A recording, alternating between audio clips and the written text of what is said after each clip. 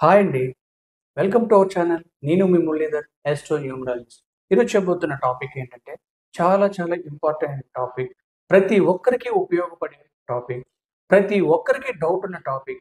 అదేంటంటే name correction చేయించుకున్న తర్వాత మన యొక్క పేరును ఆధార్‌లో గాని, లేదా సర్టిఫికేట్‌లో గాని, లేదా రేషన్ కార్డ్‌లో గాని నేమ్ చేంజ్ చేసుకోవాలా? అనే విషయంపై చాలామందికి అనేక విధాలుగా, అనేక రకాలుగా డౌట్స్ అనేవి చాలామందికి ఉన్నాయి. కాబట్టి ఈ వీడియో ద్వారా మీకున్న డౌట్‌లన్నీ కూడా క్లియర్ చేయడం అనేది జరుగుతుంది. కాబట్టి సాధ్యమైనంత వరకు కూడా ఈ వీడియో పూర్తిగా చూడటానికి ప్రయత్నం చేయండి. మీకున్న డౌట్‌ని క్లియర్ చేసుకోండి. అలానే మీలో ఎవరికైనా సరే నేమ్ కరెక్షన్ చేయించుకోవాలనుకున్నా, మీ పిల్లలకి మంచిగా నేమ్ కావాలనుకున్నా, ఈ స్క్రీన్‌పై కనిపిస్తున్న నంబర్‌కి కాంటాక్ట్ చేయండి.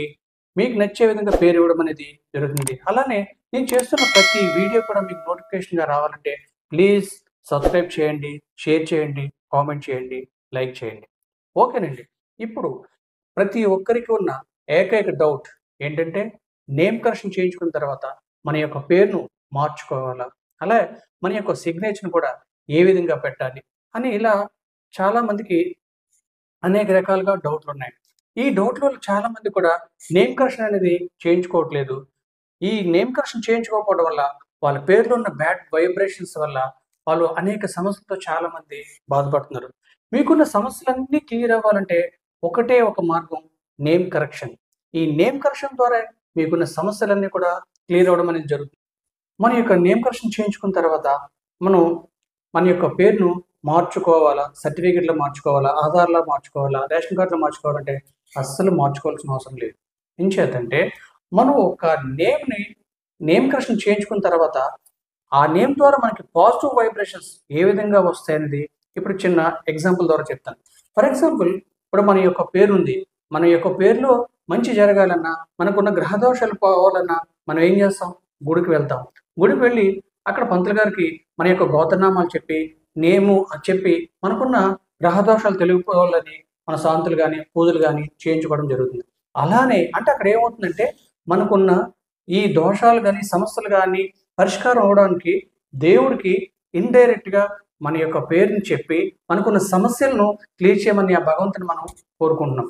అయితే ఇక్కడ మనం ఏం చేస్తున్నామంటే మన యొక్క పేరుని మనమే మనకున్న దోషాలను మన ద్వారానే అంటే డైరెక్ట్‌గా మన యొక్క దోషాలను మనమే క్లియర్ చేసుకోవచ్చు.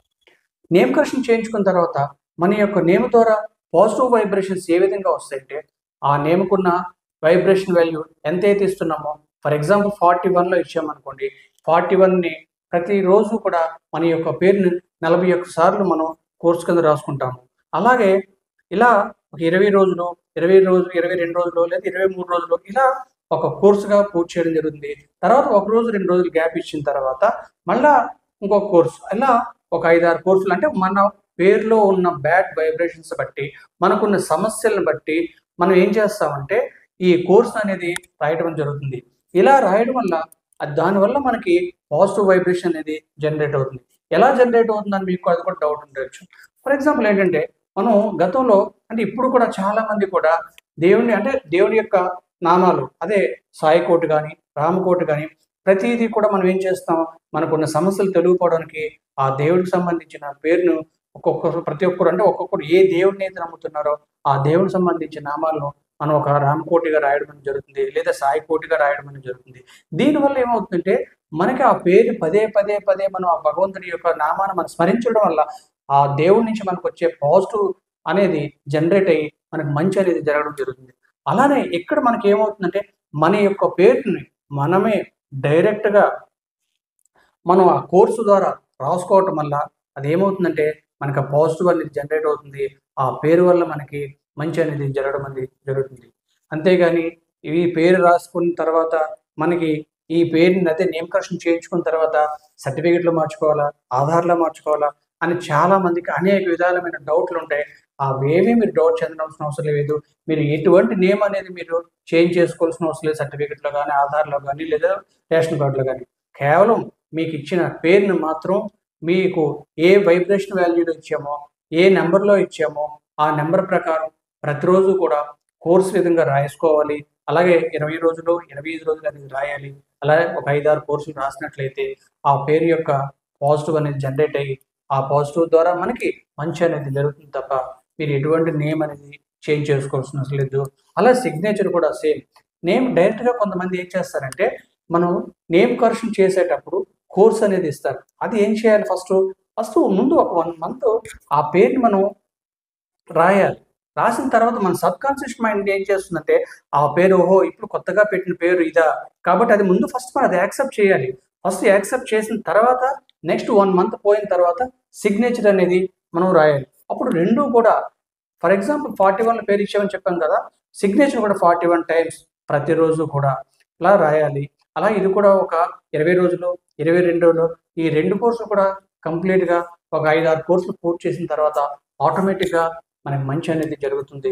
అలానే మీరు ఇంకో విషయం ఏం చేస్తారంటే, మనం నేమ్ కరెక్షన్ చేయించుకునేది మన మీ యొక్క ఇంటి ద్వారం దగ్గర బయట నేమ్ బోర్డ్ ఏదైతే మనం స్పెల్లింగ్‌తో ఇచ్చామో, ఆ విధంగా స్పెల్లింగ్‌తో నేమ్ అనేది రాయించుకొని ఇంటి ముందు అదే మన ద్వారం పక్కన మన గోడ ప్రక్కనే పెట్టుకోవాలి. లేదా కొంతమంది ఆఫీస్‌లో ఉన్నారనుకోండి, నేమ్ ప్లేట్ ఉంటుంది. ఆ నేమ్ ప్లేట్ మీద కూడా మనం ఇచ్చిన వైబ్రేషన్ వాల్యూస్ ఏ విధంగా అయితే ఇచ్చామో, ఆ విధంగా మనం రాసుకుంటే సరిపోతుంది.